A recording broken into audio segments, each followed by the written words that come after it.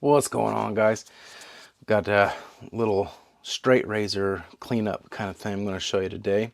I'm doing this for the Dollar Hides ElmDollDesigns on Etsy. So just going to show you, they sent a couple of extremely lovely straight razors here. These are very, very old. You'll see up close. I probably can't really see there, and that's fine. I'll show you in the GoPro. But they have a good bit of patina, some rust. Not terrible rust, right? Not like it's pitted the surfaces or anything, but some surface rust that's just kind of eased itself in over time. And was curious because I bought a razor from them, straight razor, and when I showed it on a video, Travis was like, how did you do that? Like, that was not that shiny when I sent it to you. So I was going to give a demonstration how I do it. Some people will not agree with the way that I do this. Forgot to do that. Some people will say I'm doing it wrong. I just know that for me, this is what gives me the best results for what I'm looking for, with the least amount of removal of the stuff that matters, right? Such as wording or labels or things like that. I use this substance here. I call it a substance. It's called Maz, whatever. That's washed out in there. That's actually a silver or gray label. I'll show you in the GoPro. Holy smokes. What's happened here? Apparently GoPros hate me. So let's try this again. I had to cut and fix the situation with this GoPro. Anyway, so I got these beautiful straight razors that were sent by ElmDollDesigns on Etsy. They are slightly patinaed and slight surface rust. You can kind of see the spotting and stuff there. A little bit of a glare in the background, but that's fine. You can kind of see it better on this one. You have like that spot there in the corner, which it doesn't really affect the razor itself as far as function goes. But you know, rust is like a cancer, especially if it is rust. This is more of a patina. It's a dark spot.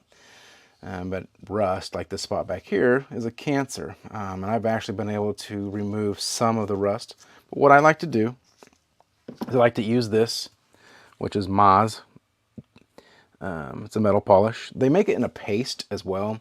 The paste is way expensive. Like a tube has gone to $80. That's the cheapest I've found it anywhere. This is more reasonable. This is like 20, I think, 30 maybe at the most. It's a good sized bottle, probably lasts me forever. It's not as thick as the paste. I'm believing that it probably has an abrasive in it. That's just my best guess. I haven't really read up on it that much. I just know I like it and it works. Works for all kinds of stuff. Restores all metals and more, it says. Amazing shine. Must be seen to believe. Anyway, you got to shake it up. But what you're going to want to get, if you want to follow my method, right? Because, like I said, some people may not agree with my method, and that's totally cool. There are different ways to do this, but I just get some quad aught steel wool, so 0000, some Q-tips. You need a microfiber cloth, and whatever it is you're wanting to polish up, right? I get these Q-tips for harder to reach places. The steel wool isn't 100% necessary for everything. These harder spots, it is like this kind of, it's kind of a pitted kind of area. And the thing with pitted areas, they're going to stay pitted unless you grind this metal down with a grinding disc on a Dremel, you know, something to that effect.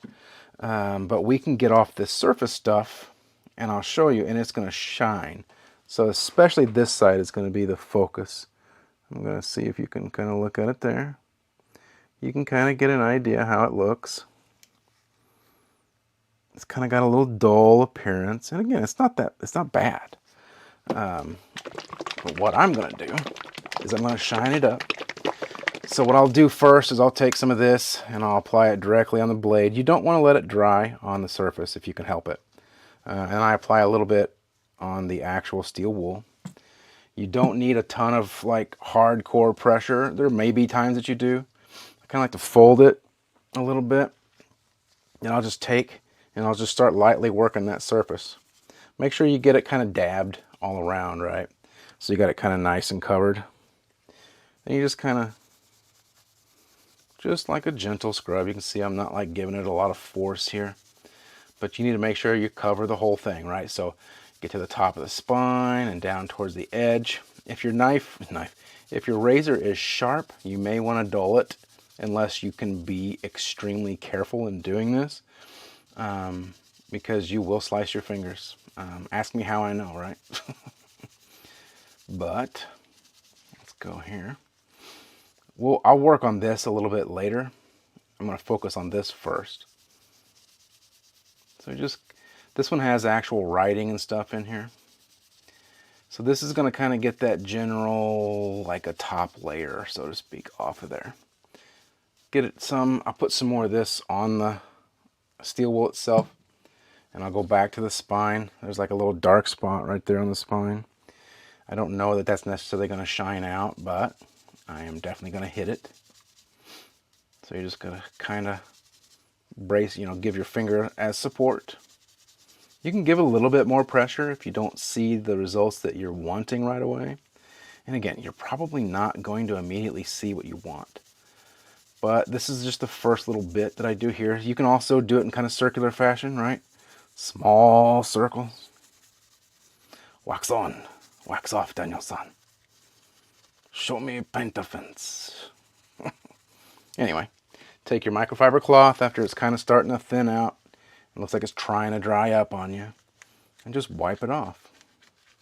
Make sure you get it all. And then right away, what you'll notice, as soon as I get it all off of here for sure, is that is a changed straight razor. But it has maintained that writing. We didn't do anything to get rid of the manufacturer markings. They're still there, they're legible, but that thing has got a little bit of a shimmer to it now, instead of that dull surface. And if you see some of these darker spots that were up here that weren't pitting are gone. Now the spine, you can kind of see there's a little stuff left still, but it's starting to shine. I'm going to hit this on the shaft back here, the shank. I shank the shaft. I'm going to do that real quick. Shake it again. You're going to want to shake this periodically because, again, they tell you to do that, which is one of the reasons why I think it's an abrasive, and it's suspended mix. So you want to make sure that it doesn't settle. Same thing.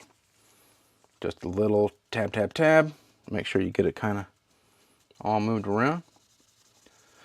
Do the same thing. I'm not using my fingers exactly as direct as I was. I'm just kind of back and forth in it. Can I get underneath there?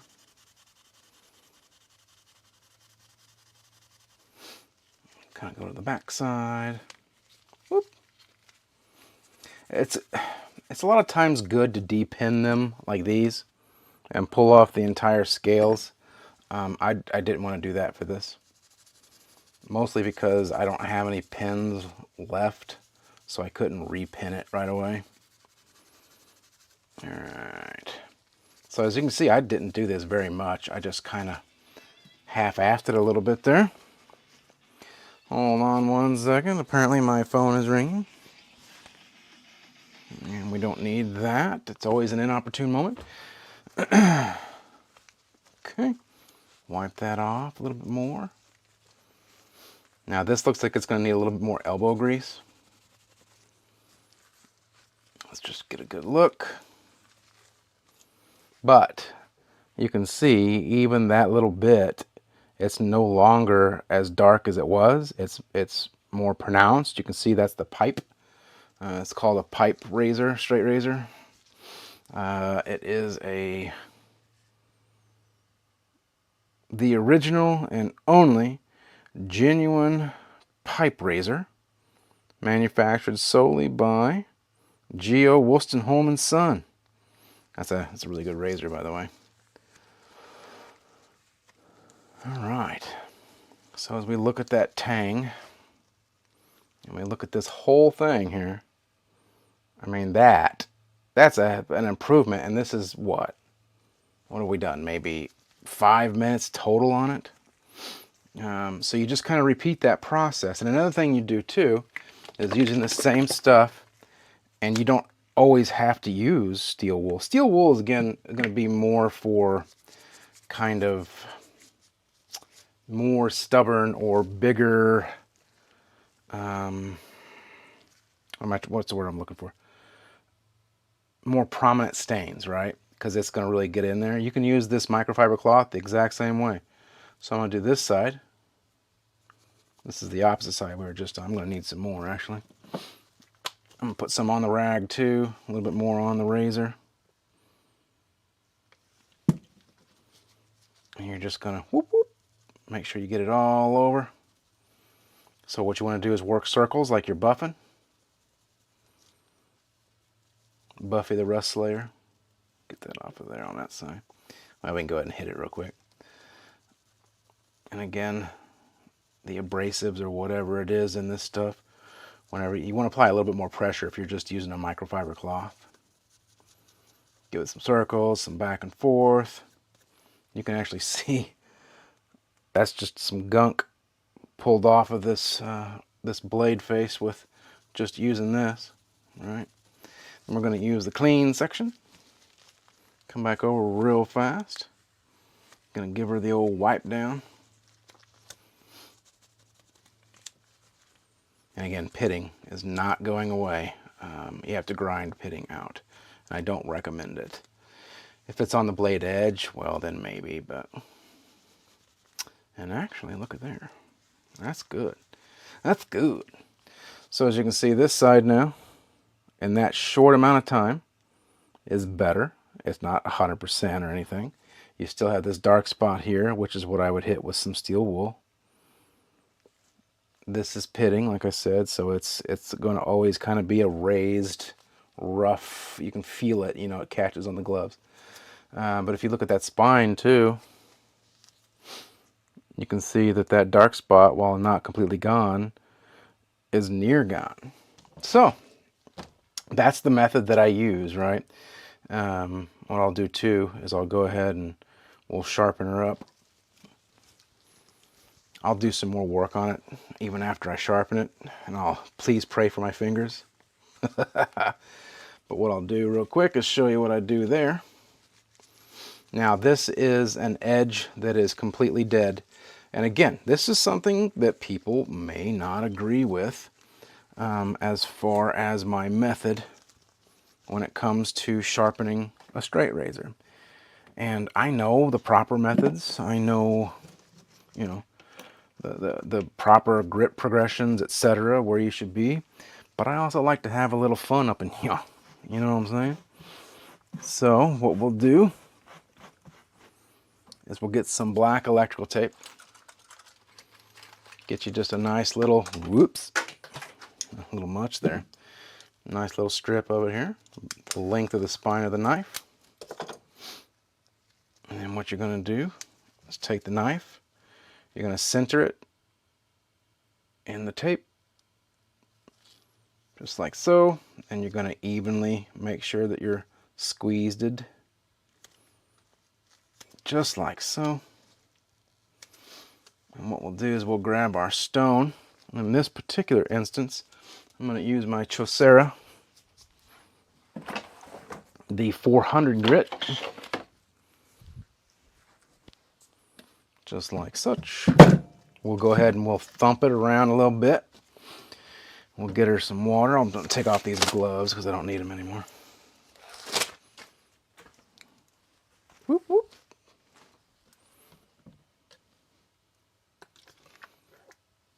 Just get a little agua.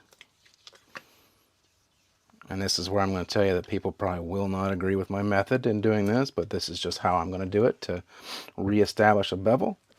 By the way, this is that Sharpall silicone mat. I was actually testing it for Sharpall before it was released. I didn't even know they'd released it yet. Apparently it's available on Amazon for 20 bucks if you want one. These are great.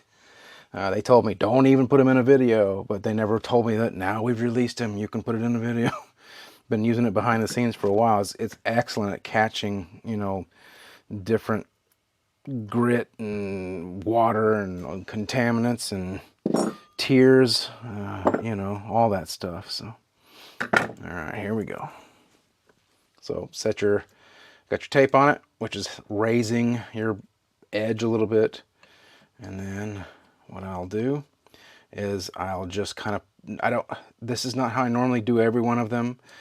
It depends on how bad it is, actually, I should say. But I'll make sure it feels right, and then you just,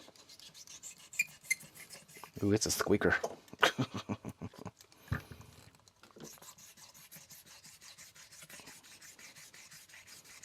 If you don't think that you're making contact with the whole thing, then what I'll do is I'll just lightly put my fingers on like this. And when I say light, I'm talking even lighter than I do with kitchen knives. And I'll just do the same thing. And I'm just going to reset that bevel. And I'll do it over. And this is just making sure that I'm making full contact. What I'm going to do real quick is I'm going to flop it like this so you can see a little better. Normally if I'm doing this like in my hand or something, I put my finger on it, you know, and give it like this.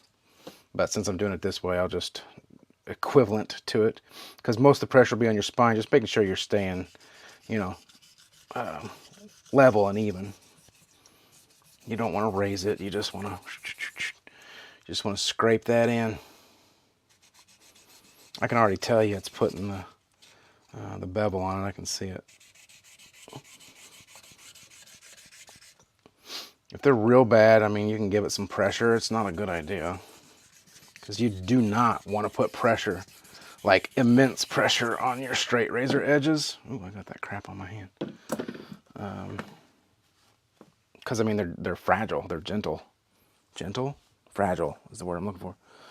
They are fragile, and you can break them real easy. Ask me also how I know. I'll just do it like this. Again, please don't hate me for doing it this way. I know that this isn't correct, but I'm just doing it quickly just to show you. And after I establish them, even if I do it kind of like this just to hurry through it, or do like we're doing, you know, showing a video, the second stone and the other stages, I do it properly. So please, again, don't hate me. And this is, again, a mad dash just to show you.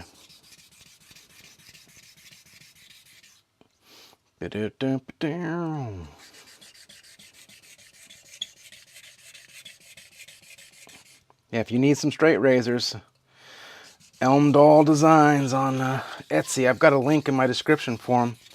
And he told me for doing this to keep one and just send him one back. So you're going to get one of these that you can buy on ElmDollDesigns, and they have amazing prices. They do not gouge people like I see some do. So they're great people. Travis and his wife, and like I said, they sell all kinds of stuff. He's got a lot of antique things, like gosh, he had a World War I or II canteen. Man, I was going to buy it, I just forgot. And he's got knives and stuff. Anyway, check him out. Check out that link. Good people. You won't find better customer service. I don't think, anyway. Okay. That was super quick. Again, I don't expect this to be any kind of amazing thing. I'm going to give it a little strippage on my hanger. My old hanger. Hanging strop, baby. Getting a little too fast here because I just rammed that edge right into a buckle. I'm sure it's completely buckled now. Of course, I'll just fix it, but let's see. Oh, Good Lord have mercy. I don't have anything styrofoam or anything to test it with, but just to show you real quick, that thing was dead as a doornail. And we're already, you know, on our way to shaving sharp. So set the bevel. You can see she looks beautiful. It's a really, really quick method that I use. I've never had a problem with it. They always shine up nice. You can do a little or a lot. That stuff, Moz, you can use a Q-tip to get it into like these little cracks and crevices and just work it like you're buffing, and yeah, you'll be good to go. So I can see there's some unevenness in this edge, so I'm going to continue repairing the edge on this Chosera. But there's your quick down and dirty of how I do it, and hope you guys appreciated that. If you guys want to see more of my process the right way, as far as holding it, like I said, I put some pressure in a different way there, but that's just to set this and whatnot. But if you want to see some more and on like my JNATs and stuff, let me know in the comments and we'll get to it. But until then, check out ElmDollDesigns. I'm going to upload another video for my regular sharpening. I'm going to do some HK Knife Works stones, some more NSK, and an FSK. Yeah, gosh, so many Ks in there. Anyway, appreciate you guys for tuning in. Thank you, Travis. Appreciate the razors. I'm going to get them sent back up to you. And until then, peace and love, guys. I'll see you.